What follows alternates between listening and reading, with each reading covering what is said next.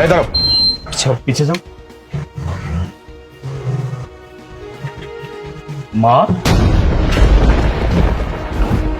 মা, মা, মা, তুমি এইখানে কেন? তোমার এই অবস্থা কেন? মা, আমাকে চিনতে পারতেছো না? আমি তোমার ছেলে আলিফ। মা, মা, মা, মা, মা, তুমি তুমি চলো আমার সাথে, উঠো। তুমি কোথায় যাচ্ছ? এই পাগলির কাছে কেন যাচ্ছ? ওর কাছে গেলে তো তোমার হাত পা সব নোংরা হয়ে যাবে। তুমি তুমি উঠো, উঠো। ভাইয়া, তুই এটা কি করছিস? তুই বিদেশ থেকে আসতে না আসতে এরকম একটা পাগল ছাগলকে ছুঁয়ে তোর হাত পা ড্রেস আপ নোংরা করে ফেলছিস? হ্যাঁ ভাইয়া, শুভ তো ঠিকই বলেছে। আপনি এতদিন পর বিদেশ থেকে আসছেন, বাসায় যাবেন, ফ্রেশ হবেন, তা না করে একটা পাগলিকে ছুঁয়ে হাত পা নোংরা করবেন নাকি? বাস, অনেক বলছো তোমরা। কাকি কি বলতেছো? কিসের পাগল ছাগল? উনি আমার মা। কি মা? ভাইয়া, তুই কি ভুলে গেছিস? আমাদের মা অনেক আগেই মারা গিয়েছে। এই মহিলাটা হচ্ছে আমাদের সব।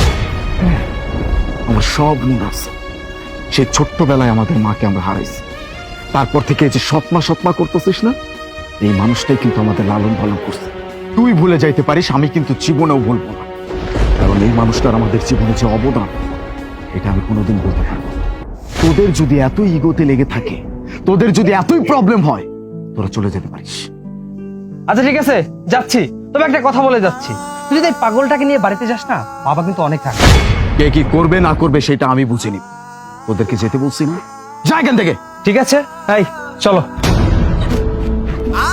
যাও।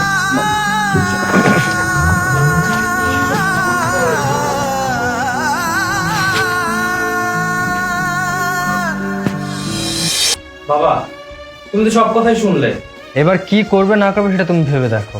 ঠিক আছে, ব্যাপারটা আমি বসো। দেখতেছি। দাঁড়া, কাকে এই বাড়িতে নিয়ে আসছো? কেন? চিন্তা অনেক কষ্ট হচ্ছে? আমি আমার মাকে নিয়ে আসছি। মা, পাগল নেই। ওর জন্য আমি রাস্তাঘাটে নামাজ পড়তে যেতে পারি না, মসজিদে যেতে পারি না। মানুষ আমার অনেক খারাপ কথা বলে। পাগল নেই, আর তুই পাগল নিয়ে আমার বাসায় আইছো। হ্যাঁ ভাইয়া, বাবা তো ঠিক কথাই বলছে। এই পাগলটাকে এই বাড়ির থেকে বের করে দিয়েছে, খুব ভালো করেছে।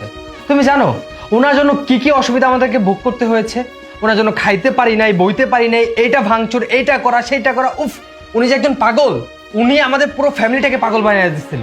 শোনো ভাইয়া, বাসা থেকে বের হলে মানুষ আমাদেরকে যাতা বলে যাতাইতো, বলতো ওই যে পাগলের ছেলে মেয়ে যাইতেছে। আর আরেকটা কথা, তুমি তো খুব ভালো করেই জানো উনি আমাদের আসল মা না, আমাদের মা অনেক আগেই মারা গিয়েছে। এই সৎ মার জন্য তোমার এত আবেগ খেতে উতলায় পড়তেছে কেন বলো তো? হ্যাঁ ভাইয়া, শুভ ঠিকই বলেছে।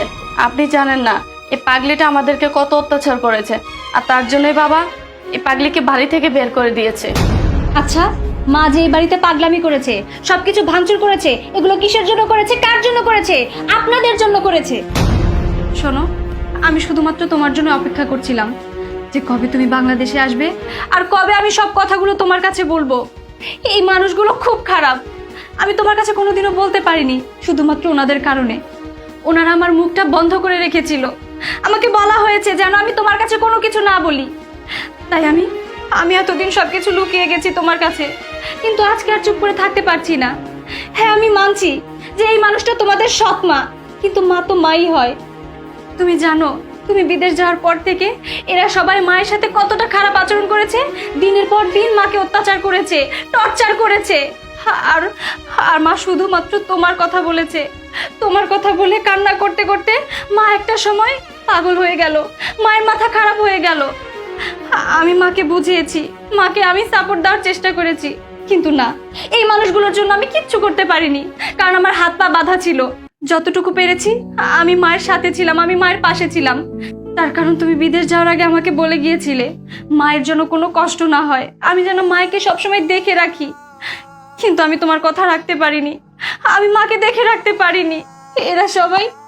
এরা সবাই আমার মুখ বন্ধ করে দিয়ে মাকে টর্চার করতে করতে পাগল করে দিয়েছে। আর একটা সময় মাকে এই বাড়ি থেকে বের করে দিয়েছে। আমি বাবার হাতে পায়ে পর্যন্ত ধরেছি মাকে এই বাড়ি থেকে বের করে দিবেন না, আপনার ছেলে জানলে কষ্ট পাবে। কিন্তু না, বাবা আমার কোনো কথাই শোনেনি। এই যে তোমার ছোট ভাই, ও তো একটা অমানুষ। আমি ওকে বলেছি বাবাকে একটু বোঝাও, তোমার বউকে একটু বোঝাও যেন মায়ের সাথে এরকম খারাপ আচরণ না করে, কারণ সে তো তোমার মা। ও আমাকে ডিরেক্ট বলে কিসের মা, সে তো আমার সৎ মা। আমার সেখানে আর কোনো কথাই থাকে না। আর তোমার ভাইয়ের বউ, ওকে আর কি বলবো। আসলে আমি প্রত্যেকটা মানুষকে বোঝানোর চেষ্টা করেছি, কিন্তু শেষমেশ আমি ব্যর্থ হয়েছি। আমি সব বুঝতে পারছি, এখন আমার কাছে সবকিছু পানির মতো ক্লিয়ার। বাবা, কাকে বাড়ি থেকে বের করে দিছো? এই মানুষটাকে বের করে দিছো। সেই ছোট্টবেলায় যখন আমাদের মা মারা গেছিল, তারপরে এই মানুষটাকে আমাদের বাড়িতে নিয়ে আসছে। তুমি ভুলে যাইতে পারো, আমি কিন্তু ভুলে যাই নাই। এই মানুষটাকে বিয়ে করার আগে তুমি তাকে এই বাড়িটা সম্পূর্ণ লিখে দিয়ে তারপরে এই বাড়িতে নিয়ে আসছিলাম। এই বাড়ির একমাত্র মালিক কিন্তু আমার মা। আর সেই মানুষটাকে বের করে দিচ্ছ। কাকে পাগল বলতেছ? হ্যাঁ, কাকে পাগল বলতেছিস তোরা? এই মানুষটাকে পাগল বলে এই বাড়ি থেকে বের করে দিচ্ছিস, যেই মানুষটা ছোট থেকে আমাদের দুই ভাইকে মানুষ করছে। এই কিভাবে ভুলে গেলি? এই বাচ্চা, একটা মানুষ কতটা বেঈমান হইলে এত বড় অবদান মানুষের ভুলে যেতে পারে। এই মানুষটা যদি না থাকতো তাহলে রাস্তায় পড়ে মরতে হতো, দুষ্টা খেয়ে মরতে হতো। মানুষের কাছে সবসময় শুনতে হতো অনাথ অনাথ অনাথ।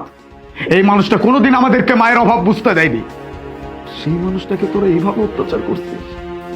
আমি যে বিদেশে চলে গেছিলাম, বিদেশে যাওয়ার পর যখন আমি শুনছি আমার মা অসুস্থ, প্রতি মাসে আমার মায়ের জন্য আমি টাকা পাঠাইছি যেন আমার মায়ের সঠিক চিকিৎসা হয়। তোরা কি বুঝছিলি? আমার মায়ের চিকিৎসা হচ্ছে, এই আমার মায়ের চিকিৎসা। আজকে আমার মা রাস্তায় রাস্তায় ঘুরে বেড়াচ্ছে। পাগলের মতো আমার মায়ের শরীরের অবস্থাটা কি?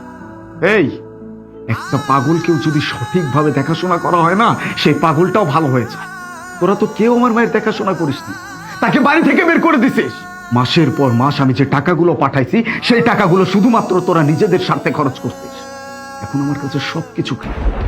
আমার বউকে পর্যন্ত আমাকে কিচ্ছু বলতে দিসনি। এই ছিল তোদের মনে, তাই না? আমার মায়ের সাথে এরকম আচরণ করার আগে তোদের বিবেকে একটু বাঁধলো না?